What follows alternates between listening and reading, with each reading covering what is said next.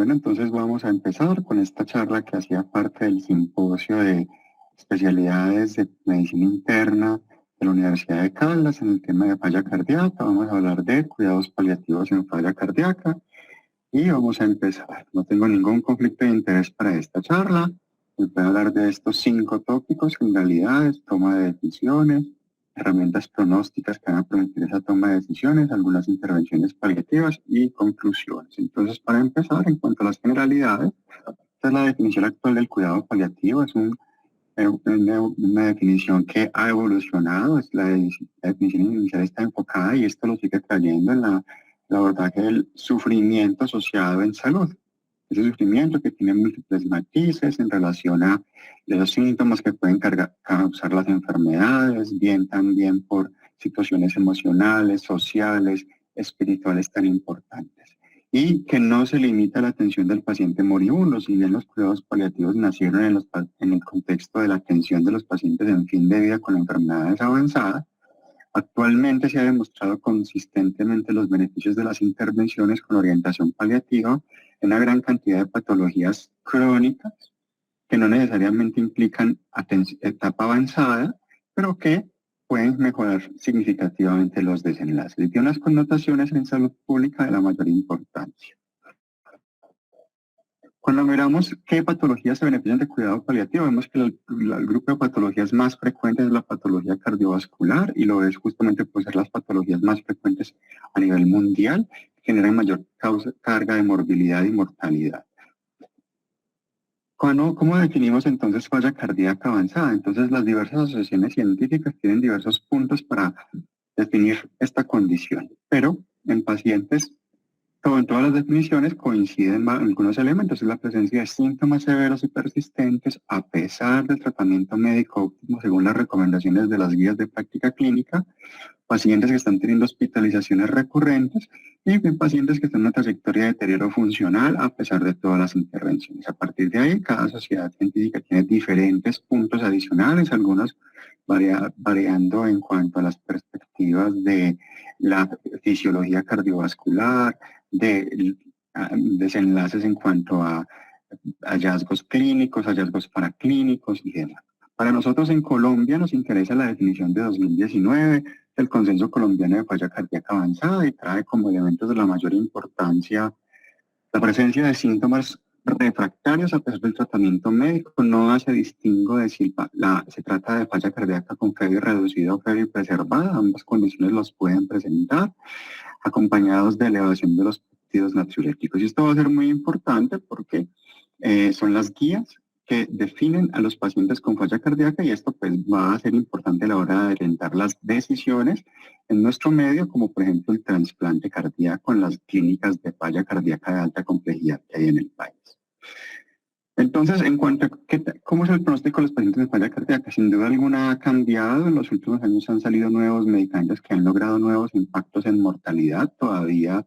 digamos que está saliendo la evidencia que demuestra cómo esos medicamentos están impactando el pronóstico, y sin embargo, cuando los pacientes llegan a este contexto de falla avanzada, que son una minoría, porque muchos de esos pacientes fallecen antes de llegar a este estadio avanzado por complicaciones de sus comorbilidades, pero cuando llegan, esos son pacientes que sufren mucho porque tienen una alta carga de síntomas, porque padecen más enfermedades crónicas. Se habla mucho del paciente pluripatológico en estos pacientes y en pacientes con alta mortalidad. Y pues es un punto donde todos los tratamientos médicos han fallado, o de hecho, y como marcador de pronóstico, se ha llegado a un punto donde por complicaciones derivadas de los mismos se ha empezado un proceso de desmonte de algunos medicamentos que impactan morbilidad y mortalidad.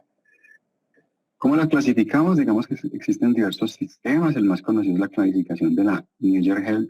Heart Association, que clasifica los síntomas de acuerdo a la severidad. Entonces, los pacientes de falla cardíaca avanzada serían pacientes con una NIHA 4, que sería el paciente con severas limitaciones, con síntomas incluso en reposo. Está la clasificación de la American College of Cardiology, que sería el estadio B, donde los pacientes tienen una patología cardiovascular compleja con carga de síntomas a pesar de intervenciones de alta complejidad, incluyendo pues la posibilidad de dispositivos eléctricos, y han superado la capacidad de manejo de la enfermedad a pesar de lo anterior, por lo cual se baraja el manejo de estrategias como el trasplante cardíaco. Y la clasificación Intermax, que es una clasificación en 7 perfiles dependiendo de la severidad de los pacientes, que es utilizada más en los centros de trasplante con el objetivo de definir las prioridades de trasplante junto con otros elementos, serían los pacientes con clase funcional al menos NIHA 3 en el perfil 7.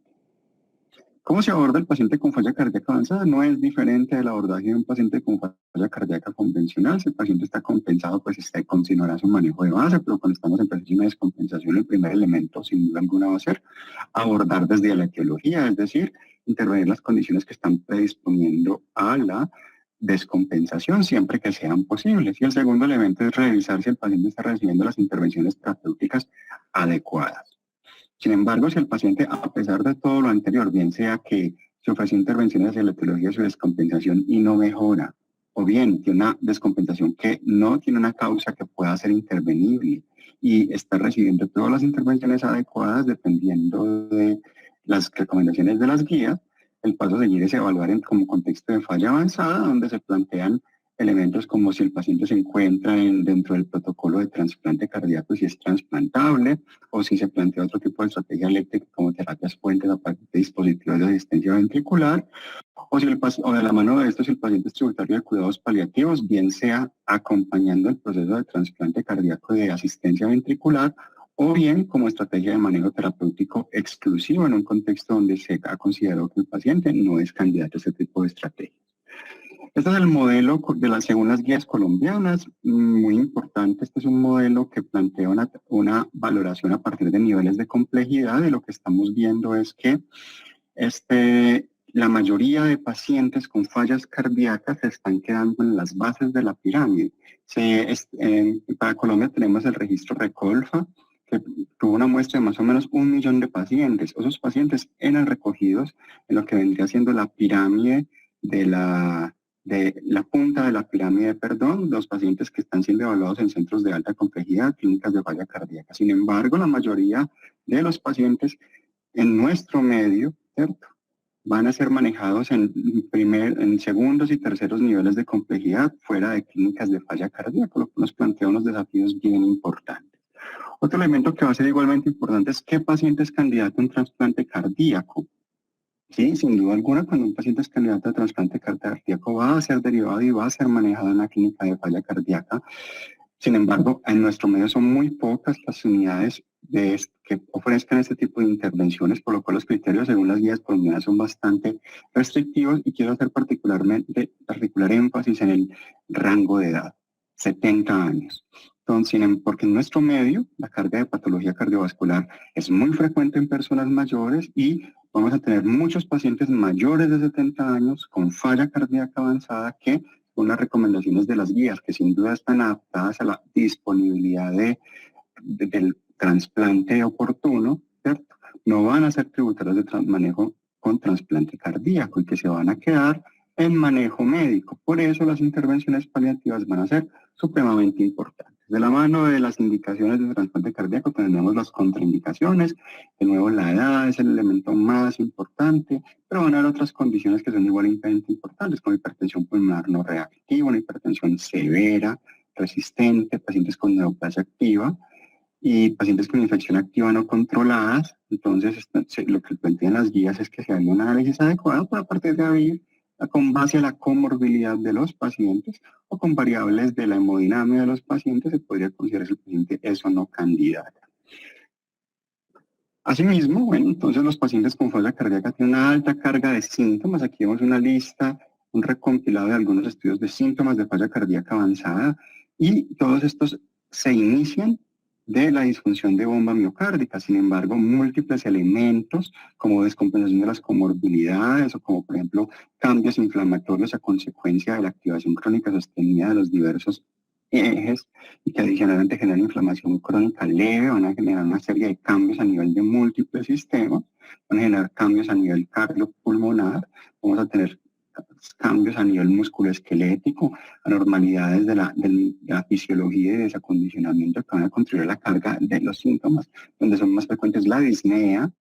el dolor, no solamente el contexto de dolor por angina, sino también, por ejemplo, dolor por hidrartrosis, por ejemplo, dolor por los mismos edemas periféricos, por ejemplo, vamos a tener isquemia en pacientes con aterosclerosis asociada periférica, una alta carga de síntomas afectivos en forma de ansiedad y de depresión, de fatiga, de cachexia, anorexia, importantes que se van a presentar y que los pacientes van a quejarse y van a sufrir por estas, por lo que se deben ofrecer intervenciones adecuadas. Pero todos estos inician a partir de esa componente cardiovascular y de la interacción de esa disfunción cardiovascular con los diversos elementos que pueden coincidir en un paciente u otro. ¿Cuál es el curso clínico entonces en la falla cardíaca? Digamos que el curso hace unos años era un curso lineal hacia el deterioro. Sin embargo, gracias a las intervenciones que han ido saliendo, ese curso ha cambiado. Entonces pasamos de un deterioro sostenido y progresivo en el tiempo hasta el fallecimiento a momentos de descompensación con mejoría de las condiciones de los pacientes y donde se van instaurando estrategias de alta complejidad hasta llegar al estadio de donde el paciente puede ofrecerse intervenciones con enfoque paliativo que pueden implementarse para mejorar los síntomas y la calidad de vida de estos pacientes. Este es el curso esperable cuando miramos la estadística. Es un curso que plantea un deterioro progresivo, gradual, con esa característica de descompensaciones, ¿cierto? Y que con cada descompensación viene un proceso de recuperación, pero a la medida en que la enfermedad evoluciona, la recuperación hacia los niveles premórbidos cada vez es menos probable hasta que el paciente empieza a entrar en una trayectoria de mayor deterioro y donde se ofrecen intervenciones de alta complejidad. Sin embargo, este es un compilado a partir de la estadística de diversos estudios. Cuando abrimos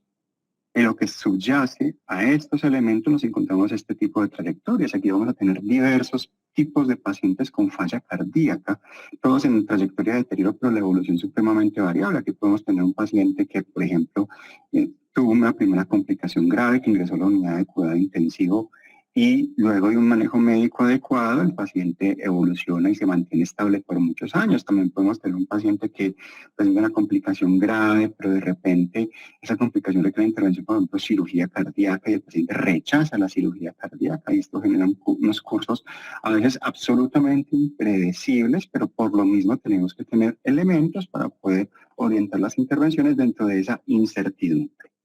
Por eso vamos a seguir con este segundo tópico, y es que se plantea un elemento que es la complejidad clínica. Y en cuidados paliativos hablamos de complejidad cuando nos enfrentamos a una situación que genera dificultades para tomar decisiones en un escenario de incertidumbre. Y esa incertidumbre puede ser por lo que se ha llamado diagnóstico situacional, es decir, las circunstancias en las que el paciente se encuentra, o por las dificultades para tomar decisiones porque no tenemos claro cuál podría ser la mejor estrategia terapéutica en un paciente en un contexto dado. Entonces, en falla cardíaca hablamos de complejidad porque son múltiples los elementos que trascienden la patología cardiovascular. Vamos a tener elementos adicionales, como por ejemplo, es un modelo en geriatría y lo que vemos cuando coinciden adicionalmente la patología cardiovascular con patología no cardiovascular asociada, con descompensación de comorbilidades, vamos a tener síndromes geriátricos asociados, pero también circunstancias externas. Por ejemplo, la capacidad del paciente de cuidarse a sí mismo, el acceso a los medicamentos, el acceso a la atención en salud, a los controles de oportunidad y demás. Todo esto va a generar impactos en los desenlaces y todos estos elementos deberíamos tenerlos presentes a la hora de orientar las conductas en un paciente con falla cardíaca, por lo cual complejiza las intervenciones.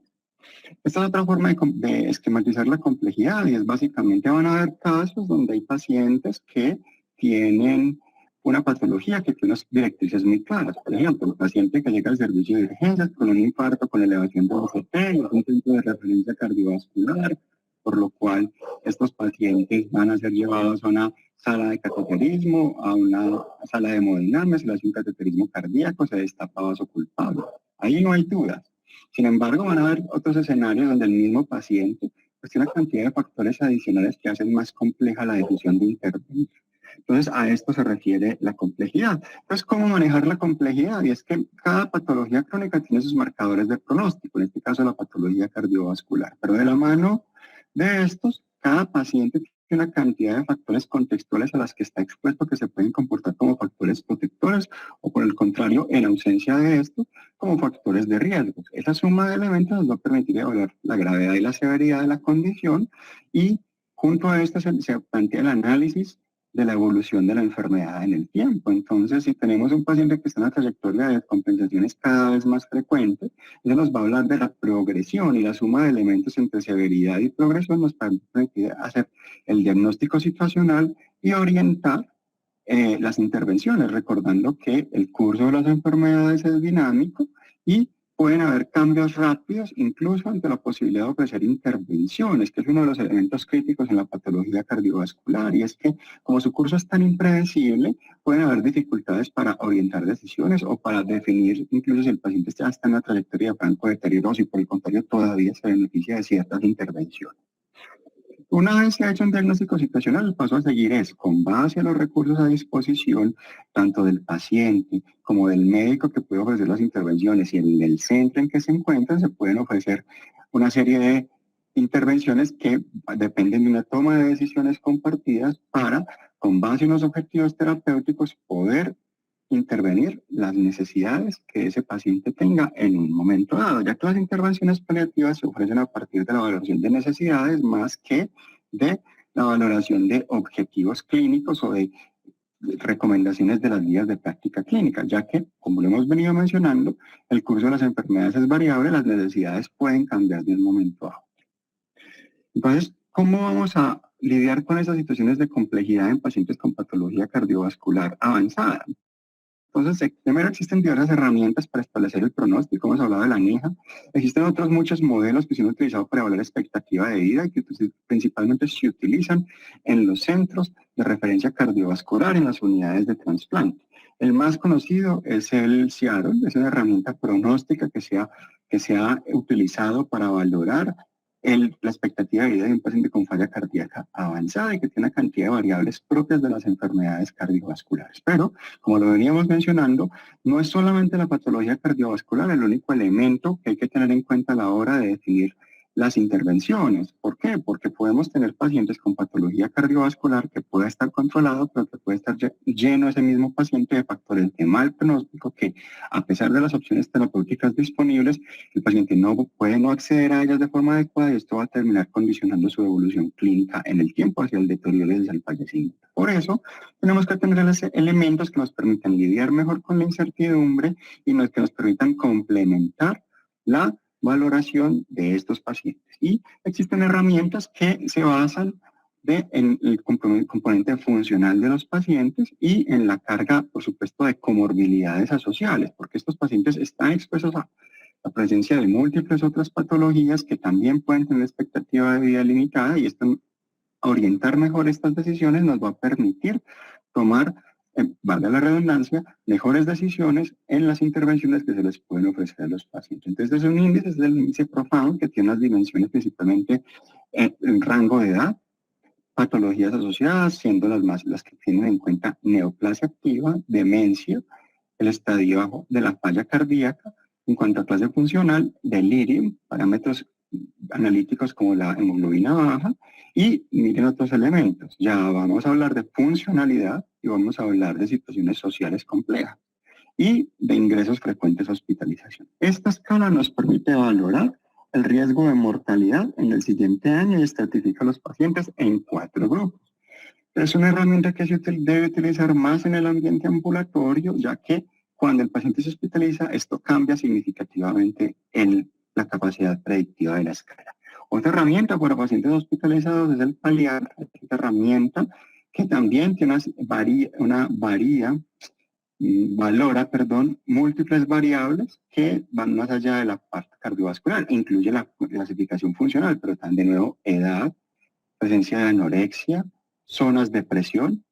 hipolmonemia severa o características funcionales. Ellos midieron el ECOG, que es una escala de pacientes con cáncer, pero que puede ser utilizada en el contexto no oncológico, y clasifica a los pacientes de nuevo en 4 grupos, hablando del riesgo de fallecimiento a los siguientes 6 meses. Y esta tiene un alto valor en pacientes como los de falla cardíaca avanzada, porque está diseñada para valorar pacientes con insuficiencia orgánica. O sea que aquí con esta podríamos también evaluar el riesgo de mortalidad en pacientes con falla renal o con cirrosis hepática o neumopatías tipo EPOC. Y otra escala que nos permite evaluar ya no mortalidad, sino el riesgo de desplome funcional en el siguiente año, es la escala Profunction, que de nuevo pues tiene variables como la edad y el tipo de enfermedades, enfermedad neurológica crónica, osteoarticular crónica, clase funcional altamente comprometida de la NIHA, a 4 más categorías de pluripatología, es decir, el paciente polimórbido,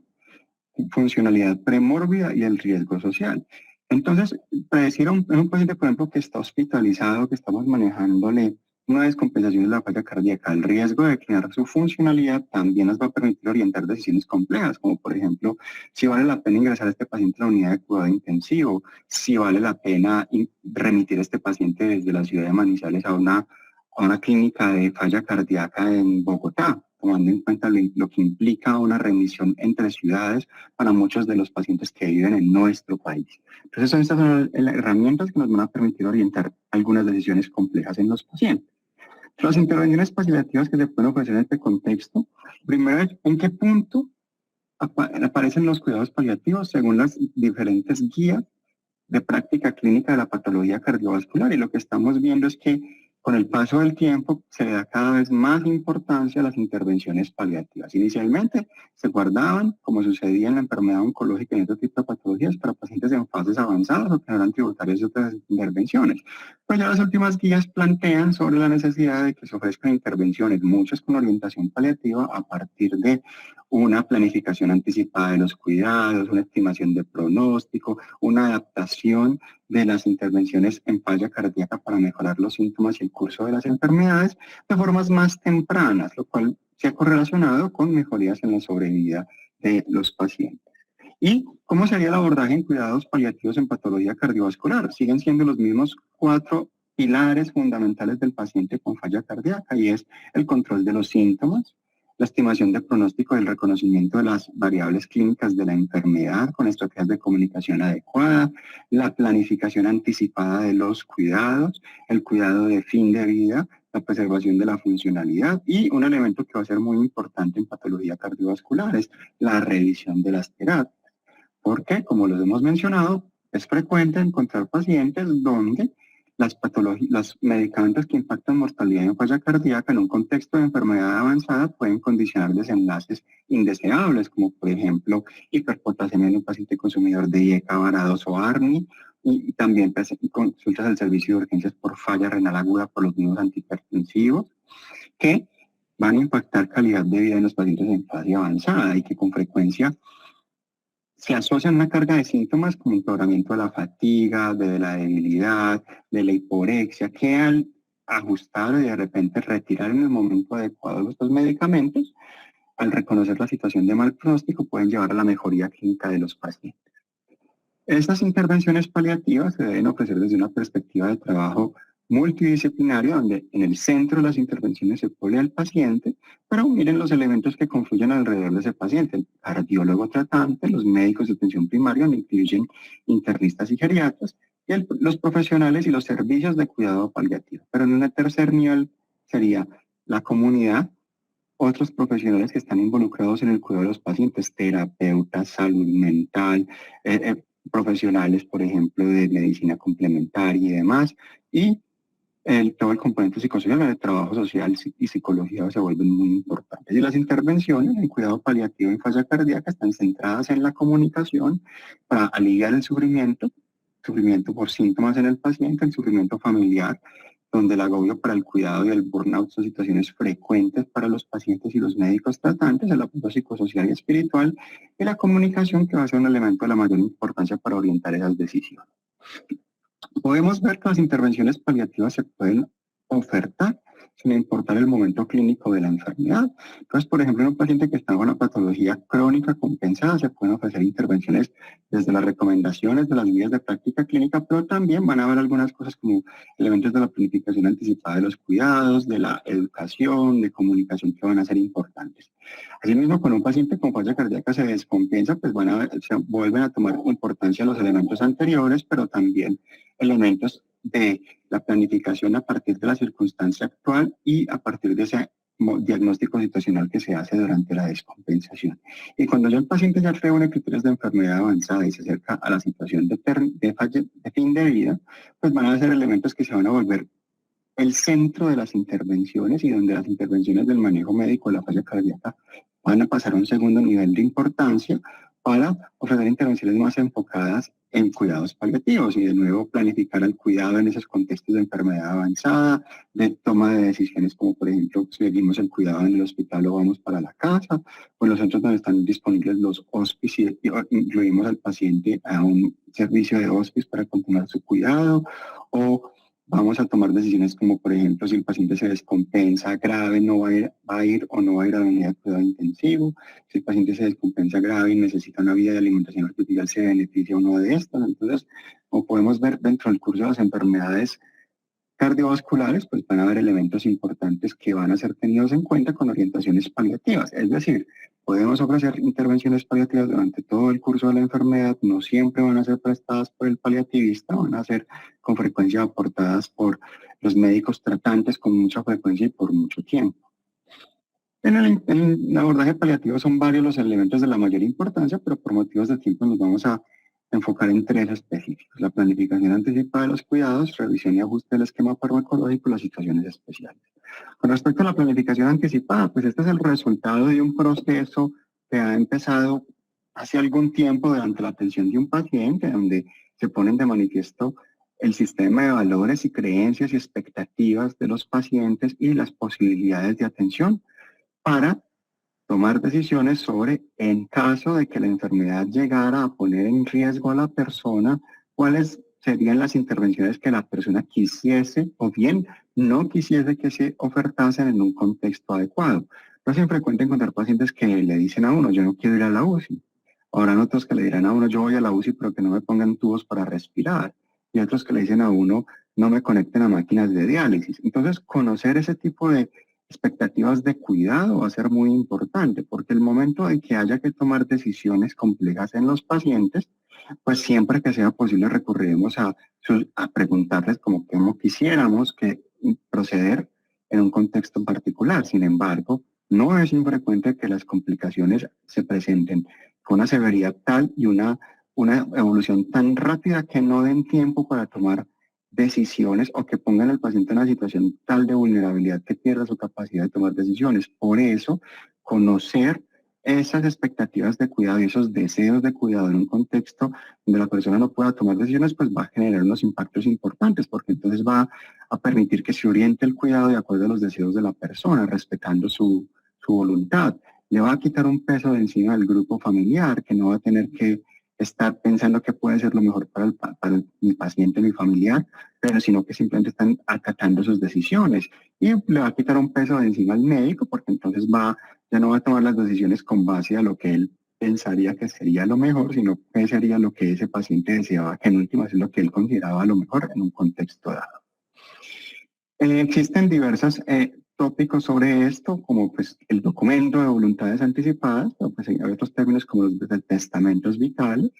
y los delegados o los proxies, que van a ser importantes dentro de este proceso. En nuestro medio incluso ya hay legislación que plantea la necesidad y que orienta hacia la forma en que se debería diligenciar estos documentos de voluntad anticipada y cómo se validan en el sistema de salud colombiano y que pueden ser muy importantes en esos pacientes cuando desarrollan esos criterios de enfermedad avanzada, porque como esperamos que hayan complicaciones y es un deber de los médicos y un derecho de los pacientes que los cuidados ofertados sean de acuerdo a su sistema de deseos y creencias, pero esto debe estar regulado también con el mejor análisis de las circunstancias en salud de los pacientes, pues entonces surgen estos elementos que van a ayudar a lidiar con la incertidumbre. El otro elemento es el ajuste y la revisión del esquema farmacológico. Habíamos mencionado que no es infrecuente que haya que suspender o cambiar medicamentos dentro del curso de la enfermedad por un bien mayor en el contexto de enfermedad avanzada, que es la mejoría de la calidad de vida, ya que la necesidad de seguir manteniendo calidad, expectativa de vida y sobrevida ya se ha perdido porque el paciente empieza a reunir criterios de mal pronóstico. Pero esto no es fácil. No es infrecuente encontrar circunstancias donde la desprescripción de medicamentos es difícil a pesar de que está claramente indicada, y es que existen diversas barreras que se han encontrado por ello. Barreras desde los mismos profesionales, por dificultades con los otros colegas, ¿cierto? Cuando múltiples especialistas están involucrados en el cuidado de un paciente y no todos tienen claro las connotaciones paliativas del curso de la enfermedad de ese paciente, a veces también de los mismos pacientes y familias que han estado muchos años con un medicamento y su médico tratante por muchos tiempos les dijo es que ese medicamento es muy importante, ese medicamento es la vida de la persona y suspenderlo pues puede poner en riesgo a la persona, riesgos de las situaciones médico-legales, riesgos derivados de la mala educación que tienen los pacientes sobre la necesidad del medicamento y cuándo suspender, dificultades desde la formación de los profesionales involucrados en el cuidado del paciente para decir, este es el momento de suspender o no medicamentos. Entonces van a haber barreras que están ampliamente documentadas y que hay que saber solventar. Pero digamos que hay una serie de recomendaciones en patología cardiovascular, como por ejemplo los IECA o los ARA2, que cuando el paciente está en fase avanzada van a tener una mayor tendencia hipotensiva, como lo mencionaba, menor respuesta a los diuréticos, más empeoramiento de la función renal y al mejorarlos, pues puede mejorar la hipotensión y por ende síntomas como fatiga y mejoría de la función renal, entonces disminución de ingresos a los servicios de urgencia, por ejemplo los beta bloqueadores,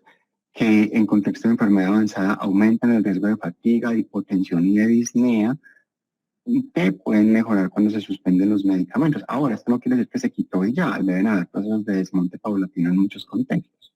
Ahí vamos a tener otros como los antagonistas del receptor de mineralocorticoide, que pueden llevar a un incremento de la hiperpotasemia, sobre todo en pacientes con enfermedad avanzada y disfunción renal asociada, que al suspenderlos pueden mejorar. En cuanto a los diuréticos, ¿cierto? El mayor problema puede ser los trastornos hidroelectrolíticos asociados al uso de diuréticos a dosis altas, recordando que los edemas resistentes a diuréticos son un marcador de mortalidad próximo en pacientes con falla cardíaca, pero pues que al suspenderlos van a disminuir cuando hay una carga importante de síntomas derivados de los trastornos hidroelectrolíticos. Y en cuanto a otro de los elementos importantes es la inotropía en cuidados paliativos. Cada vez se utilizan más inotrópicos, digamos que en cuidados paliativos hay experiencia de al menos 4 décadas en el uso de inotrópicos, algunos ya incluso que han salido del mercado, pero en nuestro medio los seguimos implementando y que han impactado significativamente mejoría de síntomas y disminución de hospitalizaciones. Y hay publicaciones en Estados Unidos y en Canadá y también en países europeos del uso de inotropía en domicilio. En nuestro medio pues eso no es posible todavía por circunstancias múltiples, pero que sería lo ideal que pudiéramos llegar a ese contexto en algunos años. Entonces, este es como el estudio, uno de los estudios paradigmáticos de inotropía intermitente en pacientes con falla cardíaca, es el estudio Lionheart, que se realizó con levosimendan, un medicamento que ha sido ampliamente estudiado en el contexto de falla cardíaca y sobre todo en falla cardíaca avanzada. Este fue un protocolo administrado en hospitales días para pacientes con falla cardíaca, donde recibieron varios ciclos en el lapso de varias semanas de administración de dosis bajas de medicamento por unas pocas horas de administración, 6 horas, y se les permitía al paciente irse después para su casa y durante todo ese tiempo tenían un monitoreo cardiovascular de signos vitales. ¿Y qué se encontró? Que el uso de la inotropía intermitente mejoró la hospitalización global por patología cardiovascular y global, disminuyó incluso el riesgo de mortalidad global en los pacientes que recibieron estos medicamentos versus placebo, sin mayores impactos en cuanto a seguridad. No hubo cambios importantes en el estado general por administrar levosimendan versus aquellos pacientes que estuvieron con placebo. Por último, hay una serie de situaciones especiales. La más importante en la patología cardiovascular es en los dispositivos eléctricos en el paciente en situación de terminalidad. Y el abordaje de esto va a depender justamente de si el paciente ya está en situación de últimos días o si se encuentra con una patología avanzada, estable, o si el paciente pues no está con criterio de enfermedad avanzada. Si no está con criterio de enfermedad avanzada, no hay duda de las intervenciones con estos dispositivos. Pero si el paciente está en situación de fin de vida, los dispositivos como el cardiodesfibrilador implantable pueden ofrecer dificultades por el riesgo de tormentas eléctricas en aquellos pacientes que están haciendo arritmias ventriculares complejas. En ese punto se recomienda la inactivación de las terapias antitaquicardia y sobre todo los pacientes con dispositivos con cardiodesfibrilador. En pacientes en situación estable habrá que valorar mejor las circunstancias, ya que las estrategias antitaquicardia pueden impactar en la aparición de taquicardia ventricular lenta, que también puede generar empeoramiento de síntomas de falla cardíaca. Y en cuanto a marcapasos, Si el paciente está en situación de últimos días, se puede inactivar el marcapasos, pues porque el paciente ya ha identificado que va a fallecer. Y en cuanto a la resincronización cardíaca, pues se ha visto que cuando la terapia es solo resincronización cardíaca, puede impactar síntomas en los pacientes con falla cardíaca, por lo tanto no se recomienda su inactivación. ¿Qué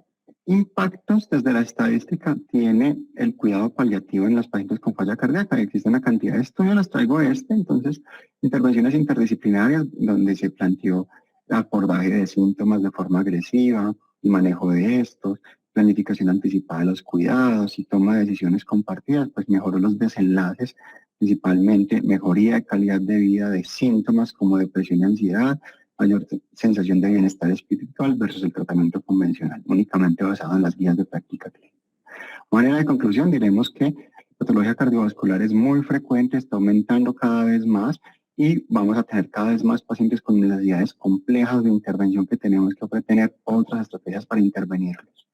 Que va a haber una complejidad creciente y que vamos a tener que tener estrategias para lidiar con esa complejidad con esos pacientes y